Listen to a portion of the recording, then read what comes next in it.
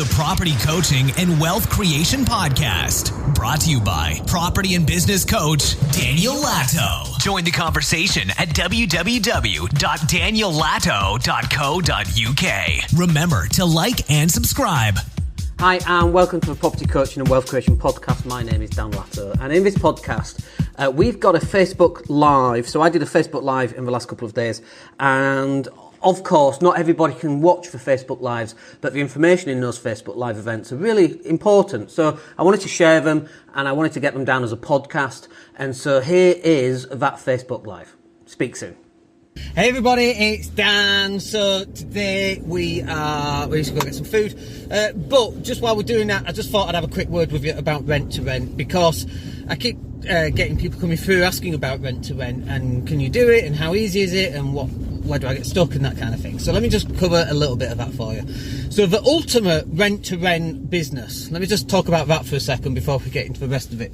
The ultimate rent-to-rent business, if you didn't know about it, is a lettings agency, right? And let me explain why I think that is. Because with a lettings agency, if you're a landlord, or if you're looking after other people's properties, then every time you get a phone call, it's going to cause a problem for you, because it's going to be like it's going to be a boiler issue, or it's going to be a tenant's not paying, or there's an issue, right? And you're managing that, and you're giving guaranteed rent. That's an issue. But if you're a lettings agency, every time you get a phone call and the boiler's gone down, well, there's an opportunity to make some money. Or even better, it's not your money that you're having to spend to put that right. If a tenant absconds, there's an opportunity to make some money, maybe on finder's fees for getting a new tenant, that kind of thing. So I tell you what I'm distracted by right now. There is, on the waterfront, and you can't quite see it here, but on the waterfront, because I'm just by the beach, there are like little cyclones, whirlpools of water coming up, like a cyclone, which is pretty amazing. They've gone now. That was awesome. So that's what put me off. So if you're running a rent-to-rent business and giving guaranteed rent and a tenant doesn't pay, you're losing money, like a lot of money as well. The risk is quite big, because, you know, if it's a £600 a month rent and you're getting it for £400 a month and the tenant's not paying, you're now £600 down. Plus now you've still got to pay the landlord for £400. So it's a massive swing from one side to the other. Whereas if you're a letting agent and a tenant doesn't pay for £600, you're down £60. Like that's a big risk for me. Do you know what I mean? Conversely, however, you know, if you've got 10 properties and you're able to make that £200 per property, you're now making £2,000 a month. That's really good. But if one of those properties doesn't pay, you're losing £600 of that income. If 2 or 3 don't pay, you're down to almost zero income. That's a problem.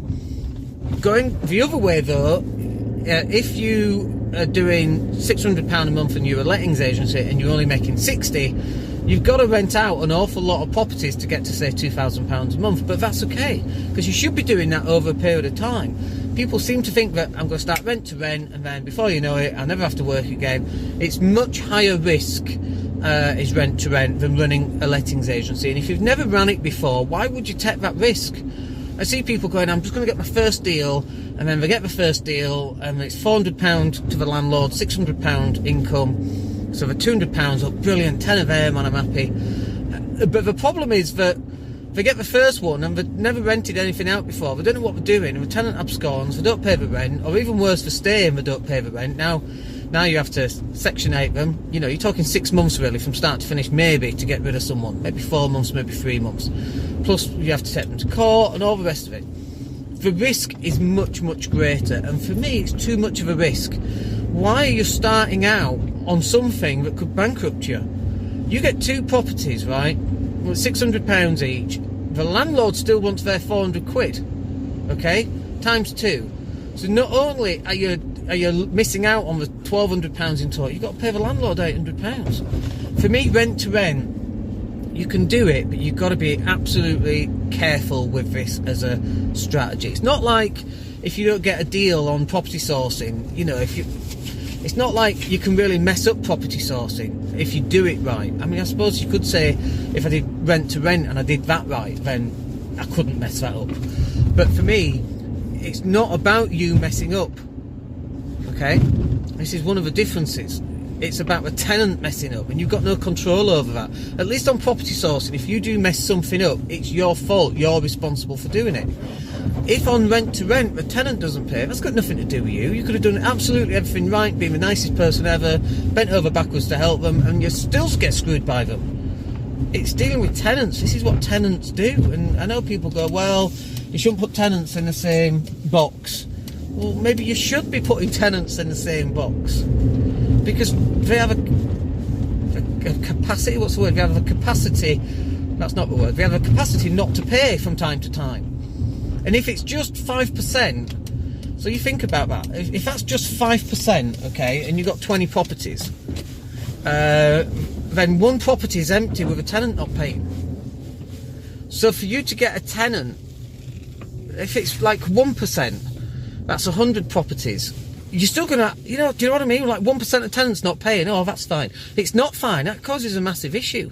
And yet you're on about doing like 1 or 2 or 3, 4, 5, 6 properties with rent to rent. You're gonna have tenants that ain't paying and you don't know how to handle it. For me, it's just too much of a risk. So on rent to rent, if you're gonna start up with rent to rent, I would just start up with a lettings agency. Go and do it properly. Don't just do it. People start these businesses up. They don't do any training courses. They haven't got a website. They don't do any social media. It's like a hobby. You can't run a business like a hobby because it's not a business, it's a hobby, right? Like, I can't explain that any clearer. If you're going to do it, jump in with both feet and do it properly, do it right. Don't half-arse this stuff. Anyone can half-arse it. That's why there's so many unsuccessful people. It's because they half-arse it. Go in and do it properly if you're going to do it. All right, I'm at the shops. I hope that's useful for you. We'll speak to you on the next video. My name's Dan Latto. Take care. The Property Coaching and Wealth Creation Podcast, brought to you by property and business coach Daniel Latto. Join the conversation at www.daniellatto.co.uk. Remember to like and subscribe.